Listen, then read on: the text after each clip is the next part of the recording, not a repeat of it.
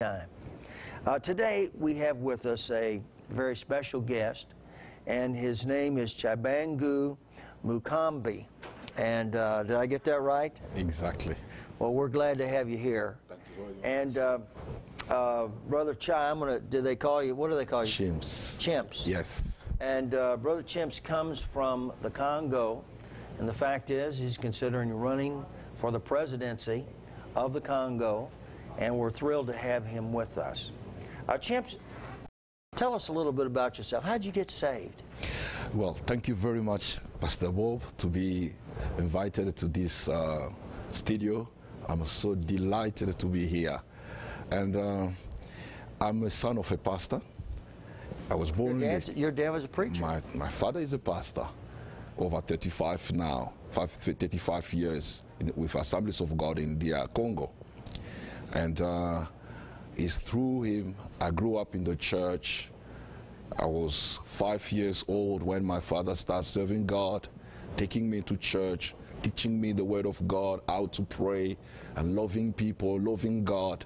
And I grew up in that atmosphere until God, at 12 years old, I decided to give my life to Jesus.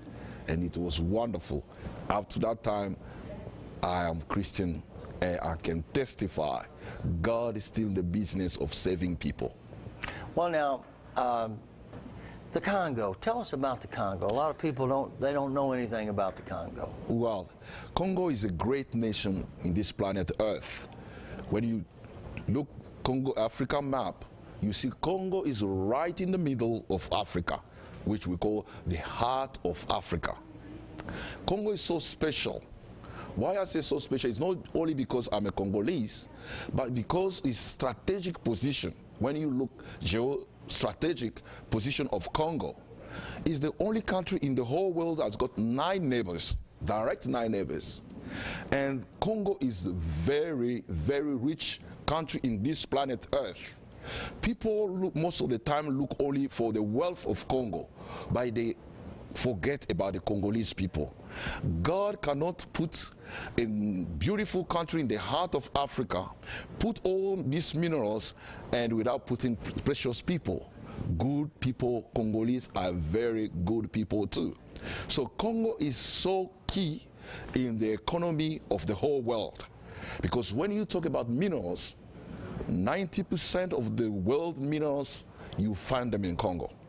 Now, what are you talking about? The gold? We're talking about gold, diamonds, copper, cobalt, uranium, coltan, the one they used to do a mobile phone, iPod, name it. Precious stone, semi-precious stone, metals. Congo is very rich. All right. Now, I'm here with Tshibangu Mukumbayi, and he's running for the presidency of the Congo. He's the son of a preacher. He's here in the United States, and we're thrilled to have him with us. And in just a few moments, I'm going to allow you to call in, and maybe you have a question that you would like to ask.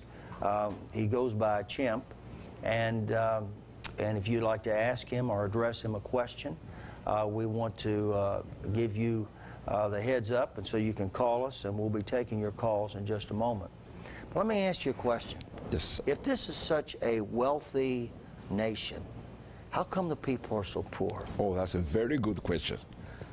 You know, even start thinking about, we are Christians. God has invested so much in us. He has put talent in our lives, but sometimes we don't discover, we don't use the talent or the gift God has put in us until we discover what we have. We know the value of what God has put in us. Then we become precious. We can share with others. Well, today I can say that if Congo is in the stage where it is, because at the moment they call it failed state.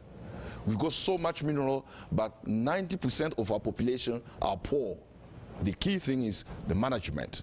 The Bible talks about the management. When you see from Genesis, when God created Adam and Eve, he told Adam, I put you there as a steward. Be a good steward. So it means that you need to be a good manager.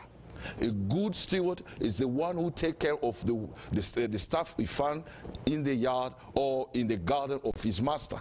So far, what politicians they normally call good governance, this is what is lacking for us to enjoy the benefit of this wealth God has put in Congo.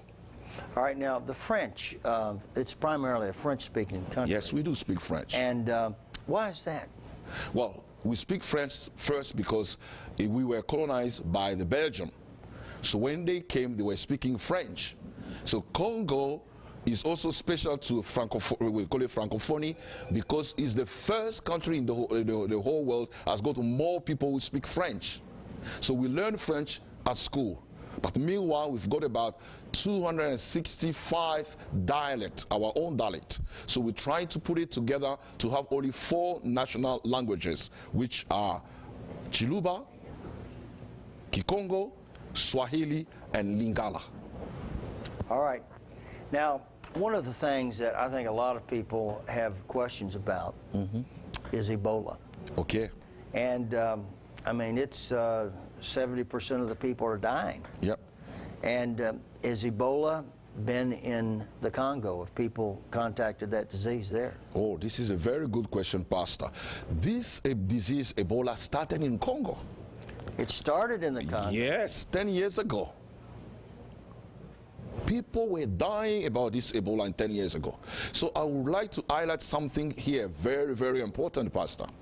Ebola started in Congo when the war also started in Congo at the same time. So in one hand, Ebola was killing the people, and the other hand, the gang was killing the people. So we have Ebola in Congo. People were dying. It was really horrible. But the Christians were praying because we did not have the medicine how to treat Ebola. We lost a lot of lives during that time. And suddenly, Ebola died. Well, now, what happened there? How did it just stop? Well, we don't know.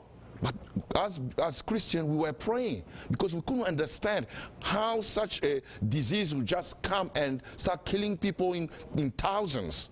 So being Christian, we know that when something like that happened, we cry out to God, asking God to intervene. So God came and saved some lives, and Ebola disappeared.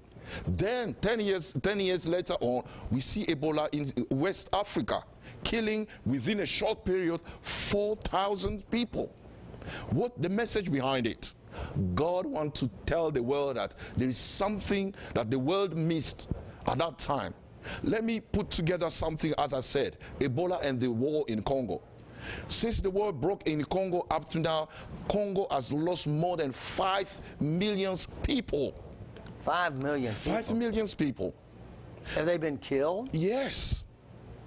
The Jew, they always say it is after the Holocaust in Germany, Congo is the second one.